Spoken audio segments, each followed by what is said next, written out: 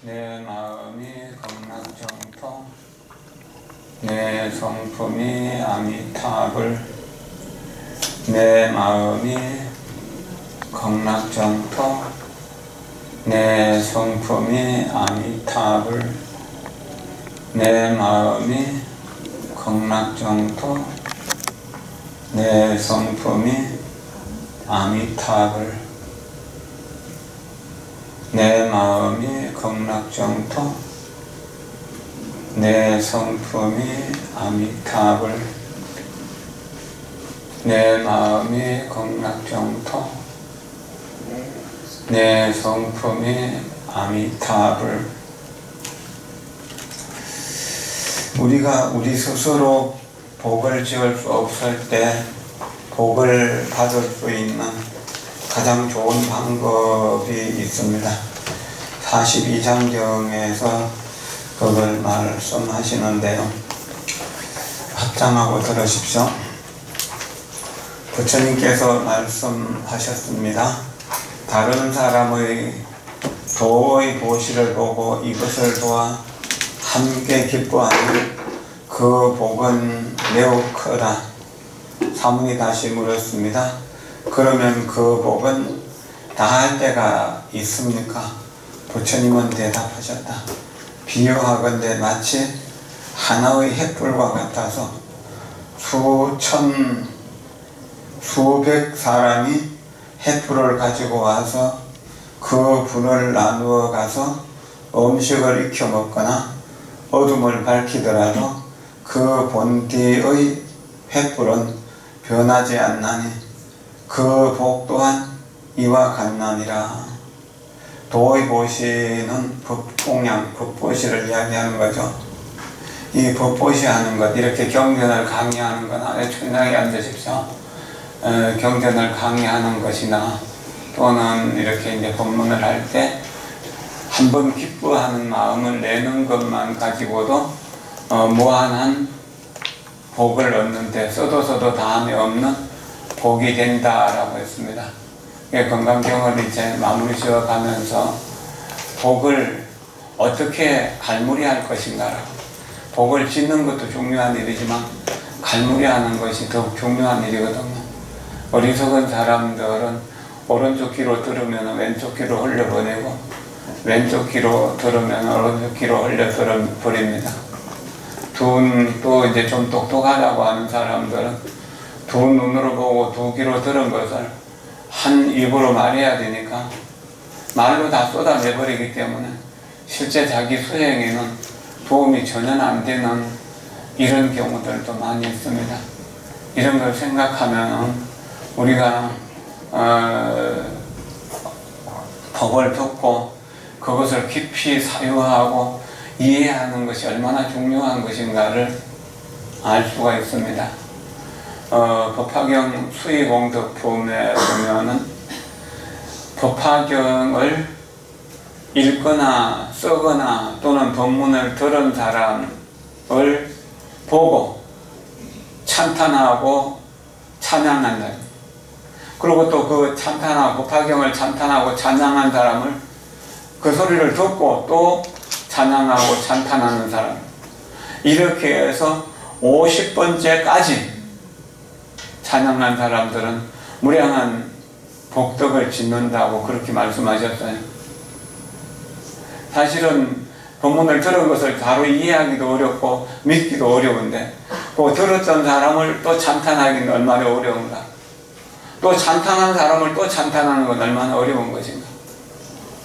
그렇게 해서 50번까지 내려간다면 실제로 법하고는 너무나 거리가 멀 텐데도 법화경이라는 묘법연화경이라는 이름 한번 들은 것만 가지고도 공덕이 무한하기 때문에 그런 것이다.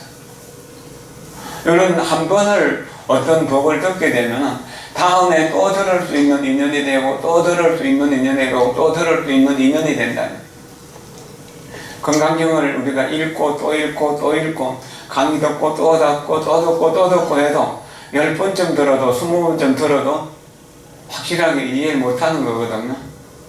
그러나 우리의 수행이 그만큼 깊어져서 두 번째 들을 때, 세 번째 들을 때, 네 번째 들을 때 느낌이 다르다는 거죠. 그렇게 해서 10번쯤 반복해서 여러 스님들의 법문을 듣고 강의를 듣고 또 그렇게 하면서 내 마음속에 탐욕과 분노와 어리석음이 자연스럽게 녹아내리는 것을 느끼게 됩니다. 또 법을 듣는 공덕은 우리의 탐욕과 분노와 어리석음을 녹여내는 데 있습니다. 우리는 가난을 벗어나고 싶잖아요. 가난이 자기에게 올까 싶어서 두렵죠. 자기 재산을 잃는 것이 두려운 것도 가난할까 싶어서 그런 겁니다. 그래서 이 탐욕을 버린다. 탐욕과 이별한다. 탐욕과 이별하게 되면은 기건겁이 없어진다.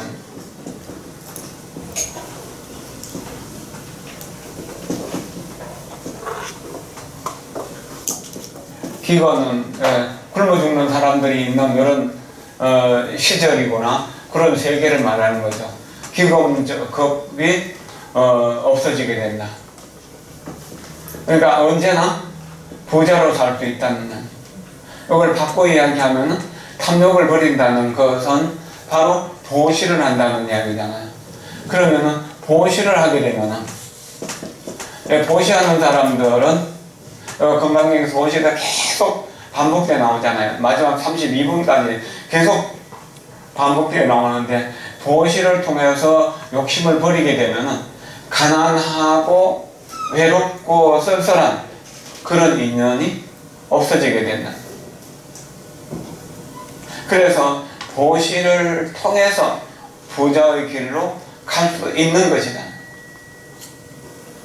건강경에서 구경에는 아상, 인상, 중생상, 소자상이 없는 것인데, 아상 버리는 가장 중요한 법이 첫째는 탐욕을 버리는 겁니다. 왜 탐욕을 버리는 것이 뭡니까? 물질을 버리는 것. 물질이나 명예나 이런 것들을 눈에 보이는 어떤 물질을 버리는 것. 그 다음에 이제 내 자존심을 버리는 것. 뭐 생명을 버리는 것이라고 이야기할 수도 있죠. 명을 버리는 것.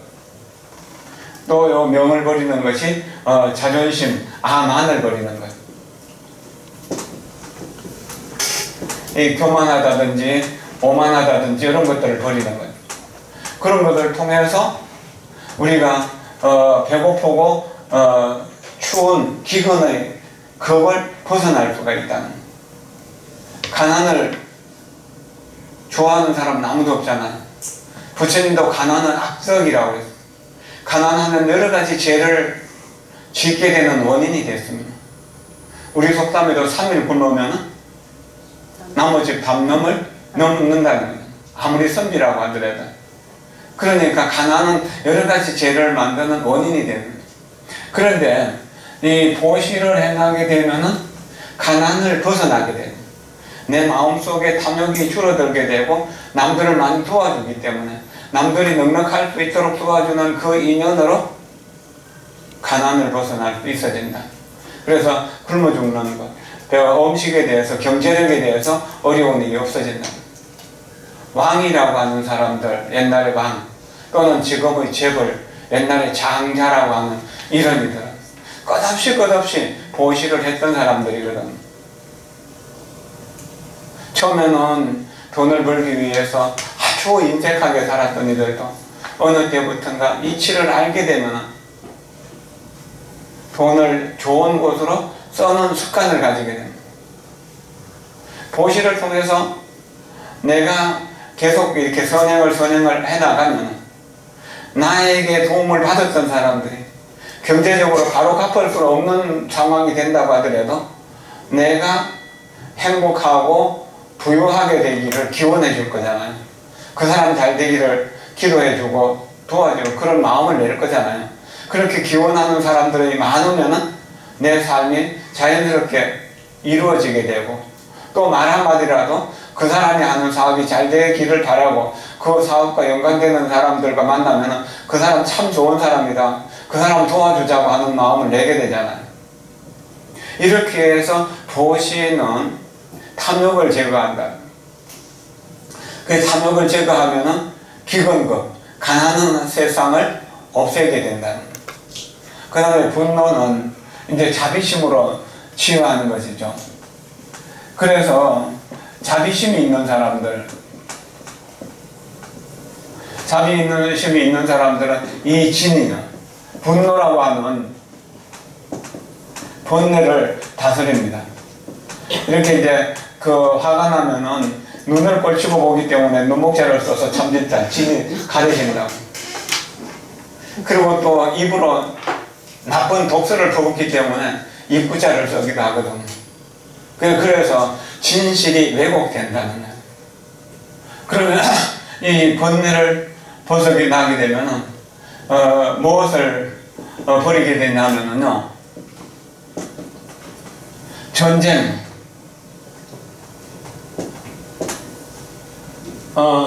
투쟁하는 법이 없어지게 됩니다. 말다툼을 하거나 혹은 이거 말씀 원자가 없는 그냥 다투쟁자, 이렇게 전쟁을 피할 수도 있어집니다. 투쟁을 피할 수 있어집니다. 근데 화를 잘 내는 사람은 주변에 좋은 사람들이 다 떠나버립니다. 그렇죠.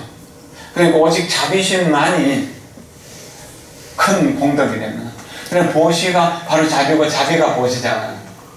보시와 자비는 둘이 아니다는 거예요. 이런 보시를 통해서 분노를 자비를 통해서 분노를 다스리면은 전쟁이 없어진다.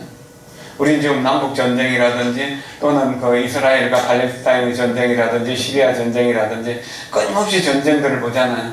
또 20세기에 제1차 세계대전, 제2차 세계대전, 또 한국 6.25 동란, 또 우리 역사 속에서 우리는 전쟁을 얼마나 많이 경험했습니까? 이것이 분노를 다스리지 못하기 때문에 지금 우리 국민들의 마음속에 분노가 많이 있다는 것, 이것은 전쟁을 끊임없이 불러일으킨다는 것. 요즘 우리나라에 부부가 이혼을 많이 하고 부부가 남남처럼 지내고 부부가 투쟁을 하고 부부가 서로 소송을 걸고 하는 이런 사례들이 많이 일어나는 것. 형제와 또는 부모 자식 간에 이렇게 친척 간에도 이렇게 소송을 많이 하는 것들은 대체적으로 분노를 다스리지 못하기 때문에, 자비심이 없어지기 때문에, 이 자비심이 결여로 인해 가지고 여러 가지 지금 풍요로움을 충분히 풍요롭게 누리지 못하는 것이거든요. 이 자비는 반드시 인욕으로 나타나거든요. 요 칼날이라고 하는, 칼날이 심장을 찌른 것과 같은, 그럴 때 느끼는 아픔을 참아내는 겁니다. 인욕이란 그렇게 어려운 일입니다. 욕심을 참는다라고 합니다. 인욕 바람일이 자비심이 없이는 이루어질 수 없는 것이잖아요. 그게 자비 인욕을 통해서 전쟁은 평화로 바뀔 수 있는 것이다. 전쟁이 일어나면 지옥이 되잖아요. 아비규환 지옥이 일어나잖아요. 그럴 때 자비를 가진 사람들이 양편을 다 사랑으로 투쟁하고 싶어하는, 전쟁하고 싶어하는 미움과 원망을 다스리도록 해줍니다. 그렇게 다스리게 해줌으로 인해 가지고 그 전쟁을 벗어나게 할 수 있습니다. 그리고 우리 삶 속에서 질병이 참 많죠. 질병을 다스리는 것, 그것은 뭔가 이 질병, 질병을 이별한다.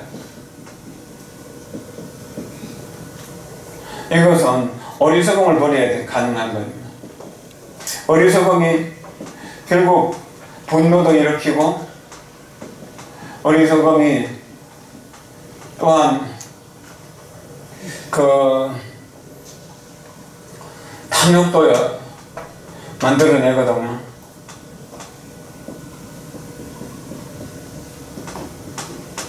그런데 이 어리석음이 지혜로움으로 바뀌게 될 때, 지혜로 바뀌게 될 때, 지혜로서 어리석음을 버리게 될 때 질병급을 없앨 수 있는 것이다. 질병의 세월이 없어진다. 그 극락세계는 기근이 없고 전쟁이 없고 질병이 없는 세상이다. 그 서로 사랑하고 서로 보시하고, 그래서 모든 것을 분명하게 봄으로 해서 쾌락에 빠지지 않는다는 거예요. 요즘 사랑의 얼굴을 하고 축생의 삶을 사는 이들이 너무나 많습니다. 쾌락을 향해서 가는 그 모든 사람들이 다 축생이라고 그렇게 해도 좋을 것입니다. 우리 마음속에는 또한 축생의 성품들이 다 들어있습니다. 축생의 씨앗들이. 지옥의 악의 씨앗들도 다 들어있습니다. 그리고 천상과 인간과 아수라의 기운도 들어있습니다. 성문이 되고 영각이 되고 보살이 되고 부처가 될 수 있는 씨앗들도 들어있습니다. 그런데 번강경을 공부하면은 최소한 인간의 씨앗에 물을 주는 것, 보살의 씨앗에 물을 주는 것, 성문 영각의 씨앗에 물을 주는 것. 그래서 부처의 씨앗에 물을 줌으로 인해서 지옥 악의 축생의 씨앗이 싹 털 수 있는 기회를 주지 않는 것. 어리석으면 참으로 많은 문제를 낳습니다. 대체적으로 재미있는 일들을 열심히 하는 일들 있잖아요. 골프에 푹 빠져 있는 사람들, 바둑에 미쳐 있거나 장기에 미쳐 있거나 도박에 미쳐 있는 사람들, 하루 종일 카드만 생각하는 사람들, 카드 놀이만. 그래서 끊임없이 도박해갖고 자기도 망하고 자기 가족들까지도 가난하게 만들면서도 그것을 버리지 못하는 그런 사람들이 있다. 어떤 여자가 도박에 푹 빠졌는데, 그 이제 살림살 돈을 주면은 먹고 입는 거는 그런 건 관심도 없고 그냥 도박장에 가서 돈을 다 써버리는 겁니다. 남편이 하다 안 돼가지고 당신은 돈 관리를 못하니까 당신 돈을 안 줘 하면서 돈 관리를 안 시켰습니다. 그리고 자기가 이제 시장을 봐갖고 오고만 이혼할 수는 없었으니까. 근데 어느 날 아버지 제삿날이잖아요. 시아버지 제삿날. 제사 준비를 하라고 하면서 돈을 준 겁니다. 한동안 이제 도박장에도 안 가는 것 같았어요. 근데 그 여자가 제사 지낼 시장비를 가지고 도박장에 갔어요. 참 무서웠습니다. 업이란 그렇게 무서운 겁니다. 어떤 사람이 도박을 해서 자꾸 주변 사람들이 못하게 하고 가족들이 그러니까 맹세한다고 손을 잘라버렸다는 거예요. 손가락을 다 잘라버렸어요. 화투장을 잡을 수도 없더라고요. 그러니까 처음 한동안 도박을 안 한 것 같으면 어느 뒤에는 발가락 가지고 도박을 하더라고요. 업이란 그렇게 무섭습니다. 우리는 선업, 경전을 공부하는 업과 또 기도하고 명상하는 업을 가진다는 게 얼마나 큰 행운인가 생각해야 됩니다. 만약 여기에 재미를 못 붙이면 정말 지옥악이 축생의 씨앗을 뿌리는 그런 쪽으로 가게 되는 거거든요. 그렇기 때문에 그 모든 것들이 어리석음 때문에 그렇거든요. 어리석음은 좋은 것을 보면 탐욕을 일으키고 나쁜 것을 보면 분노를 일으키거든요. 부정적인 부분은 전부 분노로 나타나게 되고 긍정적인 부분은 탐욕으로 나타납니다. 그게 탐욕이나 분노는 똑같은 번뇌예요. 누가 나를 칭찬해 준다고 좋아하는 것은 탐욕의 작용이고, 누가 나를 비난한다고 화를 내는 것은 그거는 분노의 기운이 살아나는 일이거든요. 그런데 분노의 기운은 일어나는 것을 잘 알아요. 그러나 칭찬해주거나 상을 받거나 어떤 경제적인 이득을 얻을 때 기분이 좋다고 느끼는 것은 그건 한계가 없어요. 그리고 칭찬을 계속 해주면 대체적으로 어리석은 사람들은 교만하고 오만해지잖아요. 이런 문제를 낳게 되는 겁니다. 그러나 우리가 그러한 속성, 그러한 씨앗을 가지고 있다 하더라도 건강경을 계속 공부하고 또 공부하고 그리고 이제 뭐 천수경을 공부하고 또는 뭐 안타경을 공부하고 이렇게 해서 부처님 경전을 공부하고 쓰고 읽고 그것을 반복하는 일을 하는 동안에 우리는 탐진치로 향하는 생각들이 계율과 선정과 지혜로 바뀌게 됩니다. 그리고 또 우리가 부처님께 예경하고 기도하는 시간을 가짐으로 인해서 이런 탐진치로 향하는 생각들을 아예 일어날 수 없도록 실을 말려버립니다.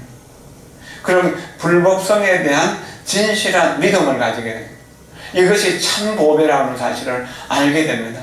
그렇게 해서 귀의하고 또 귀의하고 또 매일매일 귀의하는 기도를 실천하게 될 때, 오늘 우리 공부 시작하기 전에 예경 영상을 읽었던 것은 매일 집에서 읽는다면, 그리고 3기 5개 8관제계 보살계 할 때 그럴 때마다 개를 계속해서 받는다면 그것이 훈속되는 겁니다. 익숙해지는 힘에 의해서 과거에 익숙했던 업을 녹여내는 것이거든요. 익숙했던 탐진치로 향하는 생각들은 끊어서 낯설도록 만들고, 개정에 대한 불법성에 대한 이러한 공부는 자꾸 반복해서 낯설잖아요. 어색하잖아요. 그것이 아주 익숙해지도록 자연스럽게 그것이 실천될 수 있도록 그렇게 노력해야 된다는 겁니다. 이건 정말로 대단한 일이거든요. 한 사람이 담배 피우다가 담배 끊는 것도 굉장히 어려운 일이거든요. 지난주에 복지관에 행사가 있어서 나갔다가 거기서 택시 타고 저쪽에 시내 쪽으로 일이 있어서 잠깐 나가는데, 그 택시 안에 그 기사가 담배 피워갖고 앉아있기가 너무 거북하더라고요. 문을 열어놓고 갔는데도 한 20분 가는 게 지옥에 있는 것 같아요. 근데 본인은 그것이 너무 좋은 거예요, 그냥. 우리 같이 술을 못 마시는 사람은 이게 술 한 잔을 보면은 독약이라고 느끼거든. 그러면 술을 마시는데 익숙해지는 사람들은 그걸 감노라고 생각해요. 그래서 술을 마심으로 인해 갖고 여러 가지 죄업들을 짓는 겁니다. 제가 어떤 분에게 만선동기집 강의를 좀 부탁했었는데, 번역. 근데 그분이 평소에 이렇게 이제 어릴 때부터 어떤 인연으로 해가지고 술 마시는 복차 습관이 있어요. 그러는데 만선동기집을 번역하면서 읽고 또 읽고 또 읽고, 번역한 거는 4번째 윤문을 보고 있는데, 나도 이제 율사로 살아야겠다고 그러시더라고요. 그래서 이렇게 공부를 하면은 지금 금방 변하지 않더라도 어느 순간에 변할 때가 있습니다. 그래서 악하다라고 하는 것, 악이 독이라고 하는 것, 탐욕과 분노와 어리석음이 독약이라는 사실에 대한 확실한 믿음을 가지게 되면, 독약을 먹을 사람 없잖아요. 그럼 술도 독약이고 담배도 독약이고 그렇다는 사실을 알게 되면 자연스럽게 그것을 끊게 됩니다. 그리고 육식도 독약이라는 사실을 알고 끊게 되면 질병이 없어지게 됩니다. 요즘 대부분 사람들이 병에 걸려서 고생하는데 그 대부분들이 음식을 너무 탁하게 먹기 때문에, 또 소화시킬 수 없을 만큼 많이 먹기 때문에 병들이 생기는 것이거든요. 그런데 우리는 불교 공부를 하면 탐욕, 분노, 어리석음을 다스리기 때문에 과하게 음식을 먹는 일을 피할 수 있게 되고, 그렇게 피하게 되면 우리의 삶이 훨씬 더 여유로워진다는 겁니다. 선을 좋아한다는 것은 불법성 3보를 좋아하는 것이 가장 어점이죠. 그래서 아미타경에서도 아미타 부처님을 부르는, 명호를 부르는 공덕이 모든 선 중에서 어점이라고 이야기합니다. 거기서는 어떤 대가도 바라지 않고 하기 때문에 그런 것이죠. 공양에 대해서도 조금 더 말씀드릴게요. 여기 이제 공양이나 보시나 결국 같은 건데, 공양도 보시도 같은 것이죠. 42장경 제11장에 나오는 이야기입니다. 부처님께서 말씀하셨습니다. 악한 사람을 공양하는 것은 한 명의 착한 사람을 공양하는 것만 못합니다. 악한 사람 100명에게 맛있는 음식을 베풀어 주거나 좋은 옷을 나누어 주는 것은 선한 사람 한 사람에게 공양을 하는 것만 못하다고 했습니다. 그리고 착한 사람 1000명을 공양하는 것이라고 하더라도 3기 5개를 받고 지키는 사람 1명을 공양하는 것보다 못하다. 3기 5개를 받는 것이 그렇게 큰 공덕이 있다. 남의 공양을 받아서 수용할 만큼 그런 공덕이 있다는 겁니다. 그런데 또한 10,000명의 오개를 가지는 사람을 공양하는 것은 한 명의 수다원을 공양하는 것만 못하다. 이 건강경에서 수다원, 사다함, 아나함, 아라함이라고 나왔잖아요. 성인의 지위에 들어갔기 때문에 임류라고 하죠.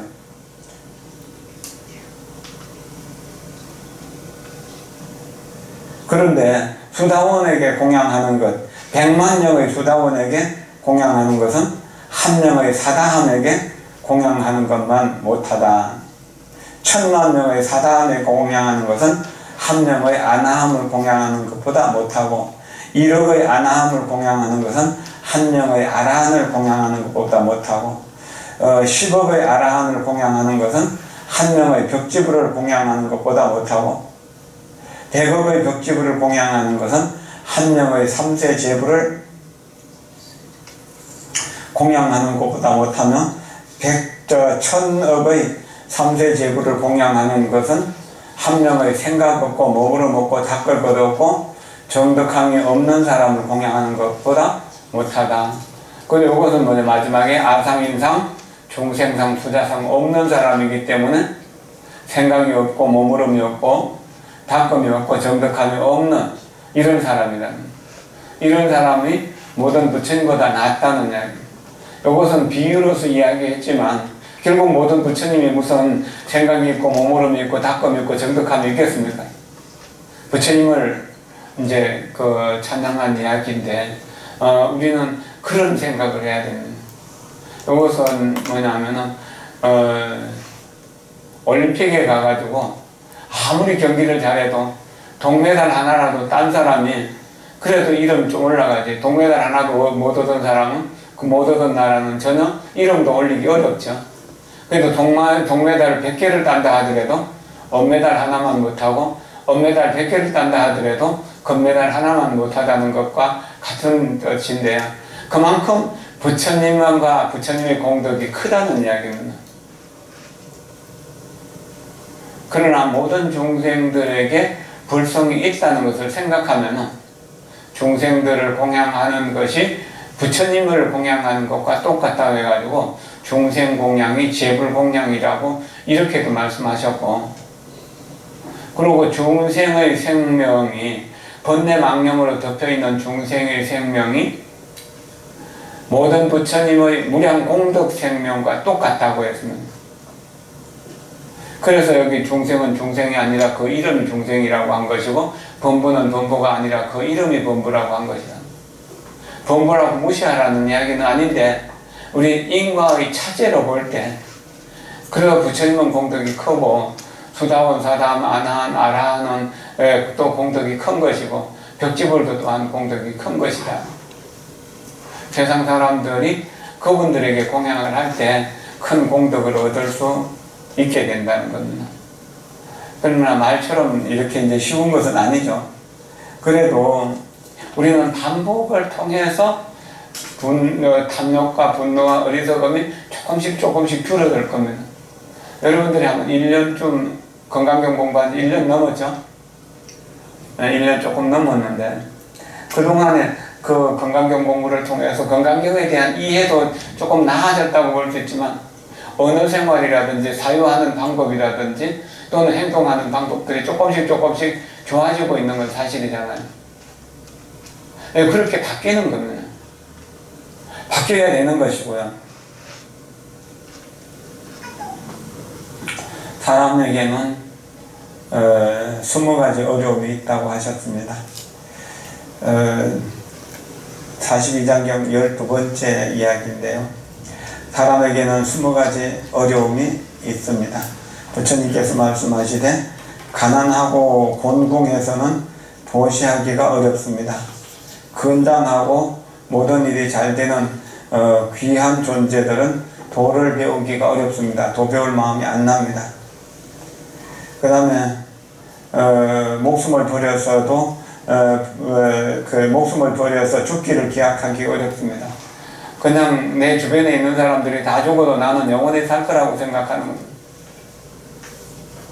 10살도 못된 아이가 죽어가지고 그 부모를 위로하기 위해서 그 문상객들도 실제로 그 어린아이가 죽는 걸 보면서 자기는 죽을 것이라고 생각하지 않는다는 겁니다. 언제까지나 살 것이라고 생각하고 죽음을 위한 준비는 하지 않는다는 겁니다. 삶에 대한 준비만 하는 거죠. 요즘 자살하는 사람 보면 대단한 용기를 가졌는데 그 자살하는 사람의 그 용기가 살자는 쪽으로 바뀌게 되면 못 살 일이 없잖아요. 그런데 자살도 뭡니까? 어리석은 마음이 만들어낸 교만심이잖아요.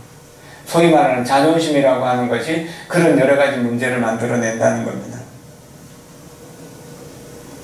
부처님 경전을 만나서 공부하기가 어려운 것이고 또 살아서 부처님 세상을 만나기는 더욱 어려운 것이다. 정말 부처님 법 만나는 거 어려운 일입니다. 얼마나 많은 사람들이 불법을 만나고 있습니까? 그러나 불법의 정법을 제대로 안다는 게 얼마나 어려운 일입니다. 이 삼계에서 사람 몸을 받는 것 어려운 일이고 불법을 만나기 어려운 일이고 정법을 만나기 어려운 일이고 정법을 만나도 수행하기 어렵고 수행을 해도 깨달음을 얻기 어려운 것입니다. 어렵다는 생각을 하면서 이렇게 불법을 만났을 때 나는 행복의 밧줄을 잡았습니까? 내 목숨이 끊어지는 한이 있더라도 내 행복의 밧줄을 놓지 않겠다고 다짐해야 됩니다. 4대 5원은 언제나 무너져 없어지는 것이니까 그것에 너무 집착할 것은 없는 것이죠. 색과 욕심을 참기가 어렵다는, 성욕이 참 찾기 어려운 것이죠. 좋은 것을 보고 구하지 않기가 어려운 것이고 또 모욕을 당하고 성내지 않기가 어렵습니다. 권세를 가지고 뽐내지 않기도 어렵고 일에 부딪혀서 무심하기가 어렵다. 어떤 일을 할 때 이쪽 편 아니면 저쪽 편, 좋아하는 것 아니면 싫어하는 것, 칭찬 아니면 비난을 하는 것이 일반적인 것이거든요. 이런 게 다 어려운 일입니다. 그러나 어떤 권세를 가지고도 겸손할 줄 알고 부유하면서도 또한 검소하게 살 줄 아는 사람들은 그 자리가 단단해서 무너지지 않게 되는 것이죠. 모욕을 당해도 그래 남들이 나에게 창을 던져도 나는 그것을 연꽃으로 혹은 보석으로 이렇게 받을 수 있는 그런 마음을 갖기 참 어려운 것이죠. 좋은 것을 보고 황금을 돌처럼 보는 일도 어려운 일이죠. 그러나 이것을 어렵다고 해갖고 하지 않는다면 영원히 거기에서 벗어날 수가 없어지는 것입니다. 그래서 널리 배워서 두루 연구하기가 어렵다. 한 분야에서 건강경에 대해서 집중으로 공부하는 거 어렵고 법화경에 대해서 집중 공부하는 것이 어렵다. 50년쯤 이제 불교를 공부하고 나니까 요즘 들어서는 불교 공부하는 것보다 더 중요한 일은 없구나, 더 즐겁고 더 재미있는 일은 없구나, 더 가치 있는 것은 없구나 하는 것을 좀 알게 되는 것입니다. 그리고 아만을 버리기가 어려운 일이다. 보통 사람들이 이야기하면 자기 잘한 이야기만 하고 남 못한 이야기만 하잖아.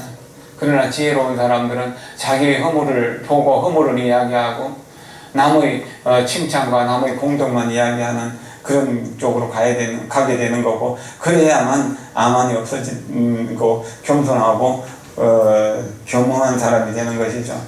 무식한 사람을 가벼이 여기지 않기 어렵다.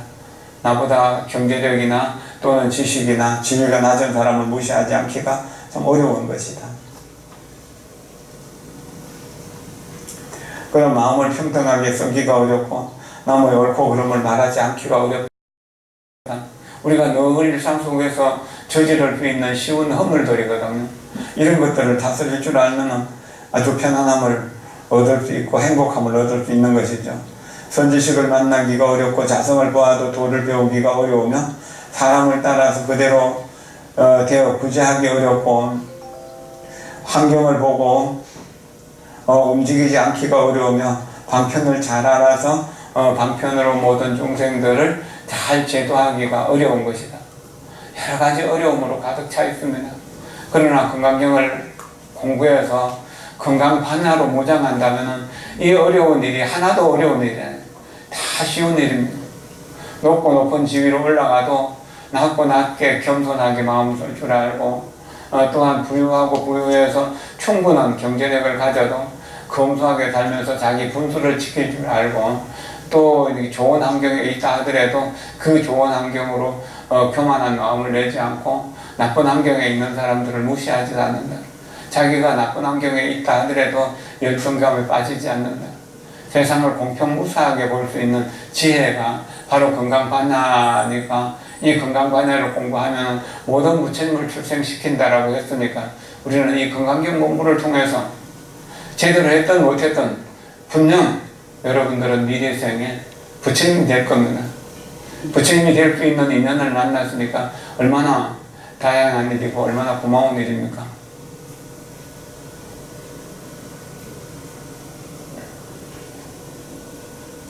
오늘 공부할 차례는 25번이죠. 예, 24번까지는 다 했으니까요. 여기 또 앞에 제3분에서 나왔던 이야기를 다시 말씀하고 계십니다. 이것이 거듭거듭 말씀하시는 것은 그만큼 중요한 것이기 때문입니다. 중요하지 않다면 거듭 말하지는 않잖아요. 중요한 것을 여러분들이 임종시에 자식들에게 요원으로 한다면은 자식 이름을, 아들 이름을, 손주 이름을 부르면서 아무개 하면서 또 확인하고 또 확인하고 또 확인하고 그러잖아요. 요즘은 임종의 순간에 정신을 차리고 자기 자식에게 요원하고 죽는 사람이 얼마나 될까요? 이 3년치에 깊이 오염되어 있으면은 그렇게 의식 없이 이제 죽는 게 일반적이고 정신 차리고 죽기도 어렵습니다. 이렇게 이야기하다가 내가 죽을 때 어찌 될지 모르죠.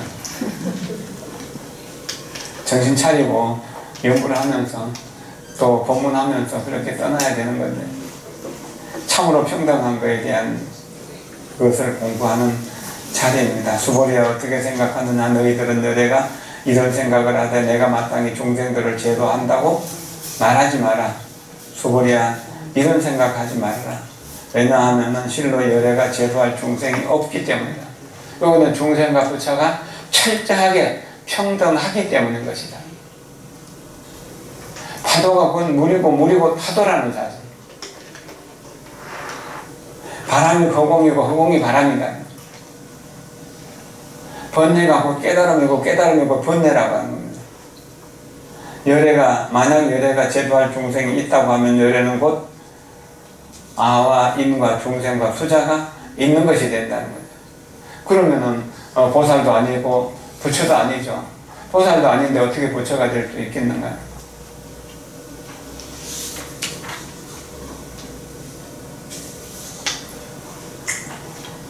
여기까지에 대해서 육조 스님이 조금 설명하고 있는 부분을 보겠습니다. 수보리의 생각으로 열애가 중생을 제도하는 마음이 있다고 하므로 부처님께서 수보리의 이와 같은 의심을 없애기 위한 까닭에 이런 생각하지 말라고 하셨습니다. 일체 중생이 본래 스스로 부처인 것이니 만약 열애가 중생을 제도하여 성불케 한다고 하면은 곧 이는 망령된 말입니다. 망령된 말인 까닭에 곧 아인 중생 수자가 있는 것이니 내 것이라는 마음을 보내기 위해서 이런 제도했다는 생각, 제도 받았다는 생각을 내지 않는 것이다.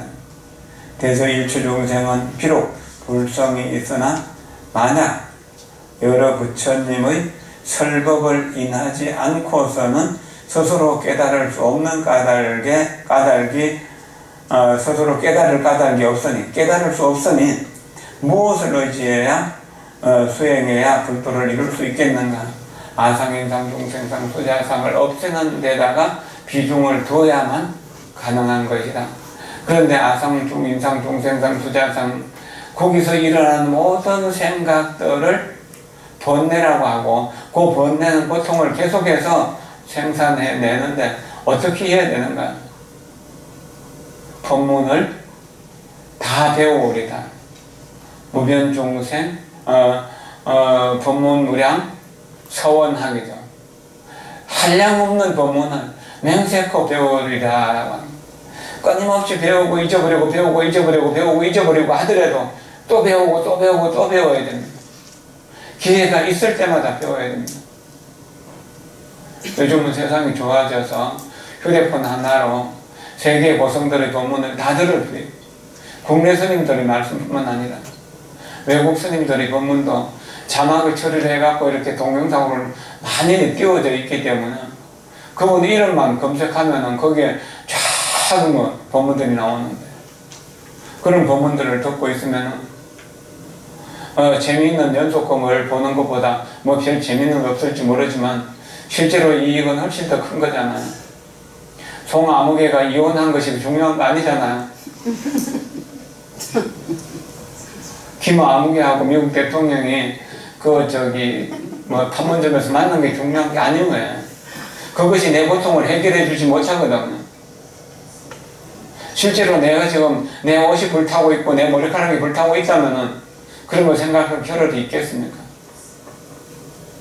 끊임없이 아상인상, 중생상, 수자상을 내려놓도록 그렇게 노력해야 됩니다. 육조스님 법문에 보면 일체 중생을 공경하는 것이 건강경의 핵심이라고 여러 차례 말하고 있습니다. 왜 그러냐 하면은 모든 생명이 부처님이기 때문에. 그래서 중생은 깨닫지 못한 부처다, 부처님은 깨달은 중생이다, 그렇게 이야기하는 겁니다. 범부도 마찬가지죠. 범부는 깨닫지 못한 성인이다, 성인은 깨달은 범부다, 그렇게 이야기합니다. 또 인광대사는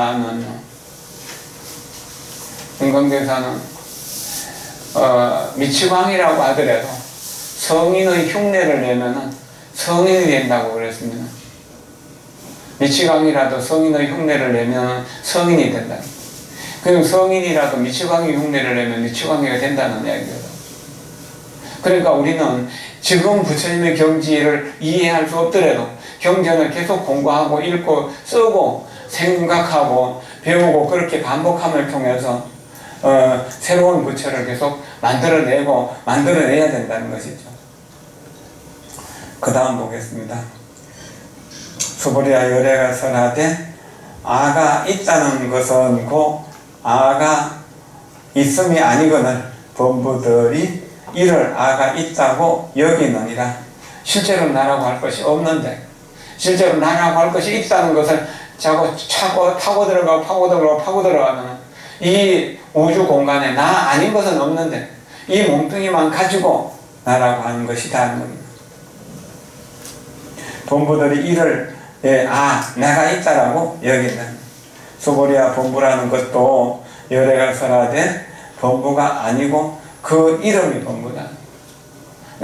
본부나 성인이나 똑같은 마음을 가지고 있다는, 부처나 중생이나 똑같은 마음을 가지고 있다는, 진실한 평등, 진실한 차별이 없음을 보여주는 것이거든요. 우리는 진리를 깨닫는다는 건 부처와 중생, 범부와 성인이 하나라는 사실. 다만 범부는 범부의 업을 가졌을 뿐이고 성인은 성인의 업을 가졌을 뿐이다는, 업을 바꾸면은 바로 부처의 업을 만들면 부처가 되는 것이거든요. 근데 부처의 업으로 사는 것이 잘 안 되는 것은 우리가 중생으로 너무 오랫동안 살아왔기 때문인 겁니다. 아상인상, 중생상, 수자상이 있으면은 범부고, 아상인상, 중생상, 수자상이 없으면 범부가 아니다는. 우리가 탐욕을 가지기도 하지만 이 탐욕을 가진 마음으로 남에게 보시도 많이 하잖아요. 보시할 때는 성인이 되는 것이고 탐욕을 할 때는 중생이 되는 거잖아요. 성인이 되면은 세세생생 행복하게 살고, 범부가 되면 세세생생 고통스러운 세계를 윤회하는데 왜 그것을 버리지 못합니까?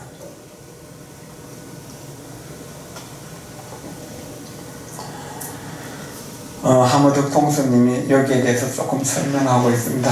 비록 아가 있다고 말하나 아의 성품은 본래 공하다. 범부들이 이를 알지 못하고 나라고 하는 아상이 있음을 삼는다. 비록 범부라고 말하지만 범부의 상도 정밀한 것이 공한 것이다. 왜 범부의 상이 정밀한 까닭으로 범부가 아니라고 설하시니라. 또 앞생각이 깨닫지 못함을 범부라고 하고 뒷생각이 곧 깨달음을 범부가 아니라고 설한다. 조금 전까지는 범부였지만 이렇게 건강경 공부하면서 이제는 범부 생각을 버리게 되니까 탐진치를 버리게 되니까 아상인상 중생상을 버리게 되니까 성인이 되고 부처가 되는 것이잖아요. 그렇게 공부할 때 우리는 중생이 부처되어 가고 있다는 것, 범부가 성인 되어 가고 있다는 사실을 자각하신다면 공부하기가 좀 더 쉬워지는 거죠. 육조스님 말씀 보겠습니다. 열애가 나가 있다라고 설한 것은 자성이 청정한 상나가정의 아이니 범부의 탐진치 무명과 허망하고 실답지 못한 아와는 같지 않도다. 그래서 범부들이 아가 있음을 삼는다고 하셨다. 아인이 있으면 곧 범부이고 아인이 없으면 나지 않으면 곧 범부가 아니며 마음의 생멸이 있으면 곧 범부이고 마음의 생멸함이 없으면 곧 범부가 아니다. 생멸한다는 것은 끊임없이 이 생각 저 생각 이 생각 저 생각 한 생각이 끝나지 않았는데 다음 생각 다음 생각 다음 생각이 끊임없이 이렇게 생각이 생멸하는 것을 말하거든요. 그런데 연불을 하면 연불이 1년이 될 때 쭉 이어가서 그 사이에 생멸이 없어지는 거예요. 오직 부처님의 이름 하나로 이어지는 것, 그것이 이제 범부가 없어지는 것이죠.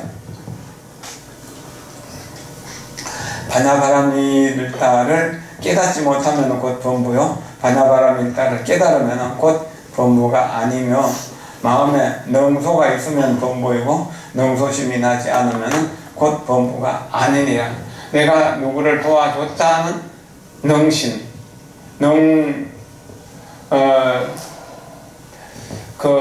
능이 보시하는 나와 또 보시를 받는 다른 사람이 있다면, 제도하는 부처님이 계시고 제도를 받는 중생이 있다면 그거는 이미 범부의 생각에 떨어진 것이다. 그렇기 때문에 부처님은 구류중생을 다 무여열반에 들도록 제도했다고 하지만 한 생각도 한 중생도 제도했다는 생각을 내지 않는다는 거죠. 파도가 원래 물인 줄 알기 때문에 파도가 물에서 생겼는데 그 파도를 잔잔하게 만들었다고 해갖고 무슨 제도한 것이 되는 게 아니거든.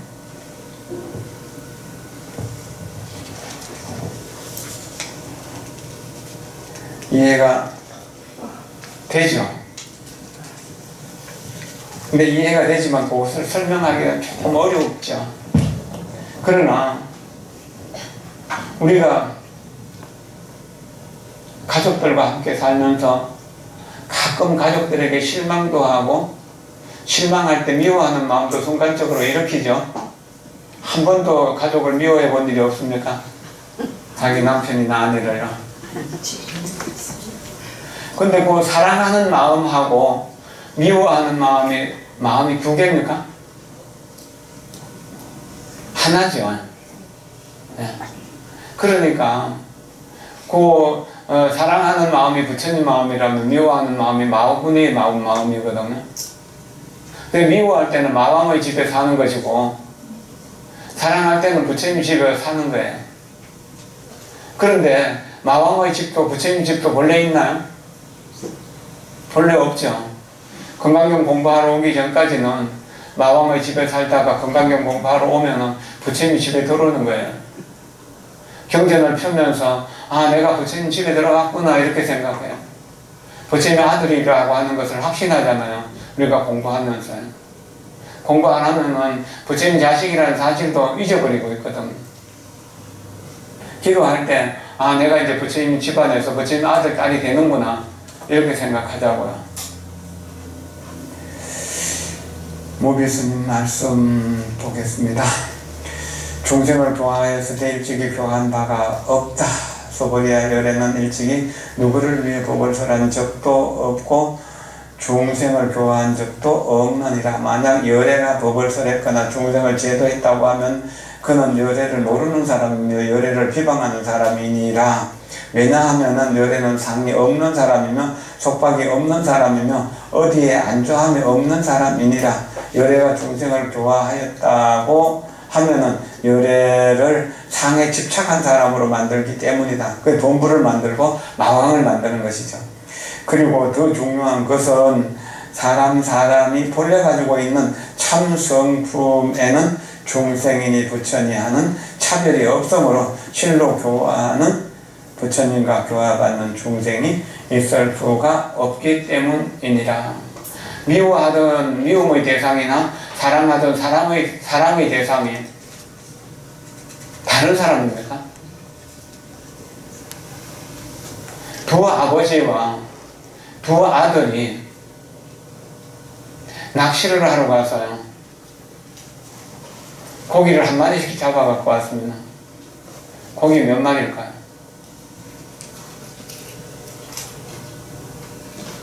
고기가 3마리밖에 안 돼요.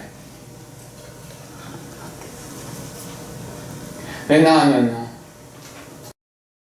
손자 입장에서는 아버지고 아들 입장에서는 아버지 둘이지만 결국은 하나잖아요. 아들은 또 아들이고 또 아들에게 또 손주도 아들이잖아요. 그렇기 때문에 결국 이제 하나를 이름을 여럿이 붙입니다. 선생님이라고 붙이거나 또는 아내라고 붙이거나 엄마라고 붙이거나 또는 불자라고 붙이거나 또는 뭐라고 이름을 붙이더라도 그 사람이 달라진 건가요? 아니잖아. 이름만 다를 뿐이죠. 그게 건강경에서 신형 열애, 신형 중생, 신형 보살이라고 하는 이야기가 계속 나오는 건 그 역할에 따라서 붙여진 이름이지 실제 이름이 아니라는 이야기입니다. 그러니까 그게 집착할 게 없는 것이죠.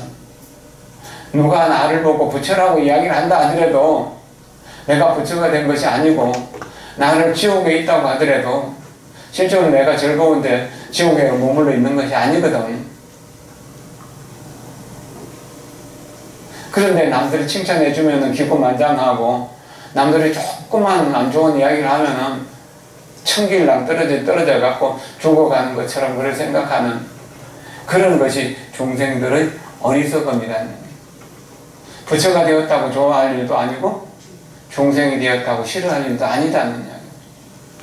부처다 중생이다 하는 차별이 없을 때 진정으로 부처님 세계에 들어가 있는 것이 된다는 거죠. 그렇게 생각하고 하나 더 공부합시다.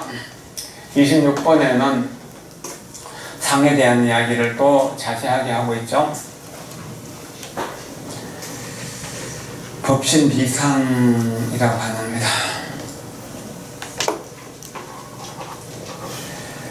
화무소화, 중생을 교화했지만 교화했다는 것이 없는 부분이 25가 되고 그 다음에 법신은 어떤 30 이상 80종호가 아니라고 하는 것을 말하고 있는 부분입니다.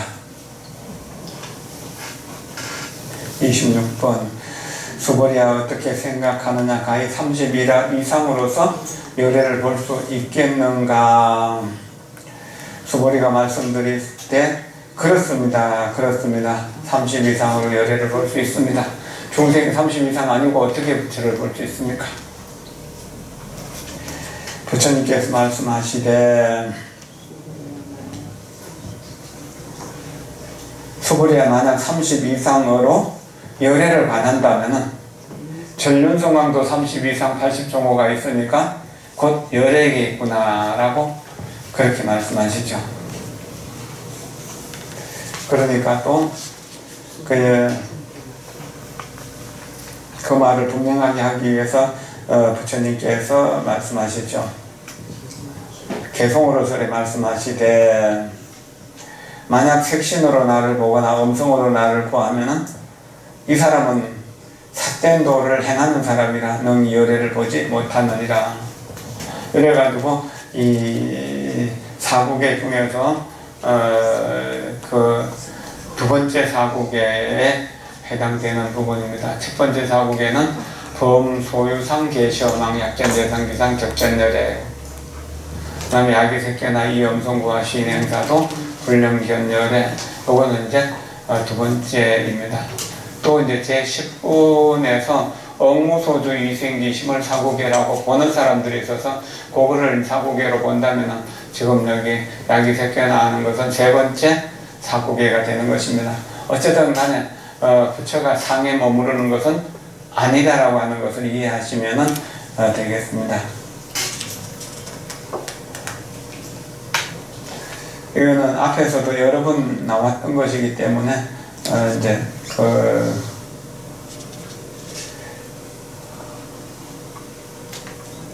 그 설명을 조금 간단하게 하고 있습니다. 육조스님 말씀을 들어보겠습니다. 세존께서 대자비로 수보리가 상에 집착한 병을 없애지 못할까 염려하여 진즉 이 물음을 지었는데, 수보리가 부처님의 뜻을 알지 못하고 예 그렇습니다 하니 벌써 그것은 미혹한 마음이로다. 다시 말하되 30 이상으로서 열애를 관한다 하니 거듭 한 번 더 미한 마음이로다. 진실을 떠남이 더욱 멀어지므로 열애가 이를 위하여 설하되 저 미한 마음을 없애고자 하시되, 만약 30 이상으로 열애를 볼 수 있다면 전륜성왕도 곧 열애라고 하시니, 전륜성왕이 비록 30 이상이 있으나 어찌 열애와 같을 수 있겠는가. 세존이 이 말을 이끌어온 것은 수보리의 상에 집착한 병을 내보내기 위하여 그로 하여금 깨달은 바가 깊이 사무치게 하심이로다. 수보리가 이 물음을 받고 미한 마음이 한꺼번에 풀어진 까닭에 제가 부처님의 설하신 뜻을 이해하기에는 응당이 30 이상으로서 열애를 관할 수 없습니다. 세존이시여 제가 부처님의 설하신 뜻을 이해하기에는 응당이 30 이상으로서 열애를 관할 수 없습니다. 근데 이 물음과 대답은 제27번의 법문을 설하기 위한 하나의 방편인 것입니다. 수보리는 큰 아라한이라 깨달은 바가 매우 깊으시니 방편으로 그 미로를 보여서, 미혹한 모습을 보여서 세존께서 미세한 먼지를 없애버리고 보세 중생으로 하여금 보는 바가 잘못되지 않도록, 거릇되지 않도록 하기를 바라서 되게 어리석은 대답을 30 이상으로 열애를 볼 수 있다라고 대답하셨고, 다시 전륜성왕도 열애겠구나 하니까 제가 알기로는 열애는 30 이상으로 열애를 볼 수 없습니다라고 그렇게 대답하셨던 것입니다. 또 하모덕통스님의 말씀을 조금 들어보죠. 색으로 보고 음속으로 구하는 것은 삿된 도를 행하는 것일진데 어떻게 하면 사도를 행하지 않겠는가. 만약 소리나 모양이 본래 진이 아님을 알면 자연히 소리와 색의 미혹됨을 입지 않으리라. 견이 다하면은 스스로 깊은 오묘한 뜻을 알 것이요, 정을 잊으면은 인정을 잃으면 능히 도와 더불어 서로 친하게 된다. 인정에 끌려서 좋아하는 사람, 싫어하는 사람에 대해서 사랑과 미움의 마음, 차별의 마음을 낸다면은 진정 도와는 멀어지게 된다는 이야기죠. 야기새끼나 이 엄성구와 신행사도 불능견열에, 만약 색신으로 나를 보거나 엄성으로 나를 구하면은 이 사람은 삿된 도를 행하는 사람이라 능히 열애를 보지 못하리라고 한 부분에 대해서 육조 스님이 설명을 하십니다. 약이 두 글자는 말을 낼 때의 단소이다. 색이란 상이요, 견은 식이요, 아는 일체 중생의 몸 가운데 자성청정 무의무상 진실한 그 항상함의 체인이 높은 소리로 연보를 해서 성취하는 것이 아니요, 오름직이 정견이 분명해야 바요로 해오할 수 있느니라. 이건 이해로 깨닫는 것도 아닌 거죠. 그러나 수행을 많이 해야 정오가 되는 것이죠. 만약 모양과 소리 두 가지 상으로 구분한다면 가히 볼 수 없으리니 알라, 분명하게 알아라, 마땅히 알아라.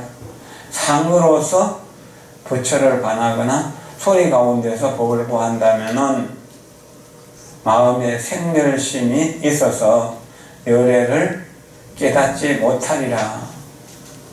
열애를 볼 수 없고 열애를 깨달을 수 없다는 것이죠.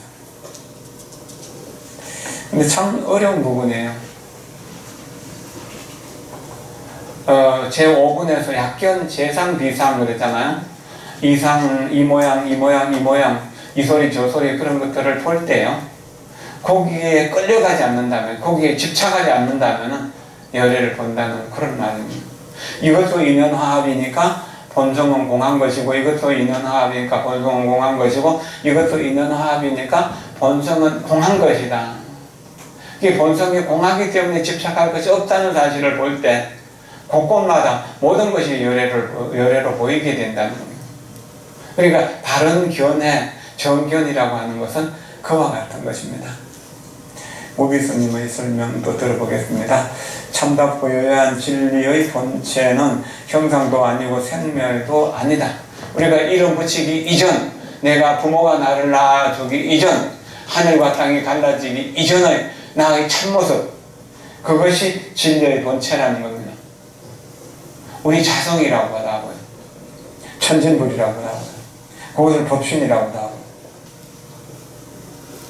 이게 법신은 어떠한 경우라도 모양일 수가 없고, 비록 모양을 통해서 법신을 유추해 알려고 해도 이는 옳지 않은 것이다. 상을 통해서, 모양을 통해서 법신을 알려고 한다면 전륜승왕도 진리의 당체인 열애리라는 결론에 이르게 된다. 그럼 전륜승왕은 세상에 훌륭한 왕인데 법에 대해서는 캄캄해서 아무것도 모르는데 어떻게 부처라고 할 수 있나요? 열애는 스스로 외형적인 모습으로서 나라고 하거나 설법의 모습으로서 나라고 여기는 자가 있다면 그는 사도를 행하는 사람이다. 열애를 꿈에도 보지 못한 자다. 나를 보는 자는 법을 보고 법을 보는 자는 나를 본다라고 바카리 비부경에서 분명하게 말했다는. 반야바라미를 제대로 본 사람은 바로 열애고, 반야바라미법을 제대로 보지 못하면 열애인면서 법부의 행세를 하고 중생의 행세를 할 수밖에 없는 것이다. 법신은 모양이 아니나 늘 참답고 항상함을 드러낸다. 들에 나르는 새나 청정한 산빛도 동일한 반야의 광명이며 본래의 면목은 밖에서 찾을 것이 아니로다. 손가락 하나 움직이지 않고도 고향에 돌아가리라. 이건 뭔가 생각 하나 바꾸는 것이 바로 중생이 부처되는 일이라는 것이죠. 참 어려운 부분이긴 한데, 한 생각 바꾸면 또한 어려운 것도 아닙니다. 잠을 못 자는 사람이 아무 병도 아닌데 잠 못 자는 것을 병이라고 생각하고 어떻게 해야 내가 잠을 잘 수 있을까? 내가 잠을 자야 내일 일을 할 수도 있고 누구를 만나서 계약도 해야 되고 뭘 해야 되는데, 그런 생각을 자꾸 하면은 잠이 오나요? 잠이 안 오죠? 그럼 어떻게 합니까? 그냥 아무 생각도 안 하는 거예요. 숨을 들여쉬고 내쉬는 호흡에만 집중하는. 굳이 한다면은 내 마음이 극락정토, 내 성품이 아미타불이라고 하고, 내 베개가 바로 부처님 팔이라고 합니다. 내가 부처님 팔을 베고 부처님 품에 안겨 있다고 생각하는 거예요. 그럼 근심도 걱정도 없잖아요. 그렇게 해갖고 연구를 하고 있는 동안에 자기도 모르는 사이에 깊은 잠에 빠져버립니다. 불면증이 요즘 새로운 질병이 되고, 불면증이 요즘 여러 가지 문제를 낳고 있다고 합니다. 여러 가지 정신질환의 어떤 정세가 불면증으로 나타나고 그것이 우울증이 되고 그러거든요. 근데 불면증 걸린 사람들이 잠을 못 자는 게 아니고요. 보통 사람은 훨씬 잠을 많이 자요. 안 자야 될 때는 잠을 자니까 낮에 잠을 자거든요. 그러니까 밤에 잠을 못 자는 거죠. 낮에 땀을 흘리고 열심히 일하고 저녁에 씻고 그 연구를 하고 앉았으면은 어느새 자기도 모르는 속에 그냥 쓰러져서 자고 있거든요. 너무 많이 먹기 때문에 또한 잠을 못 자기도 하고 또 너무 안 먹기 때문에 잠을 못 자기도 하는데 일단 이런 것들이 전부 다 문제가 된다는 것이죠. 어쨌든 부처와 중생도 차별하지 말으라고 했는데 그 나머지하고 차별하고 하고 말고 할 게 있나요? 그렇게 생각하지 말고 잠이 안 올 때 오늘 저녁에는 내가 용맹정진하자 그러세요. 그리고 건강경을 펴놓고 여시하문 일시불제 사유고 기수고 고독은 계속 하세요. 한 번 외워도 안 되면 두 번, 세 번, 네 번, 다섯 번 그렇게 외우다 보면은 어느 순간에 쓰러져 자고 있어요.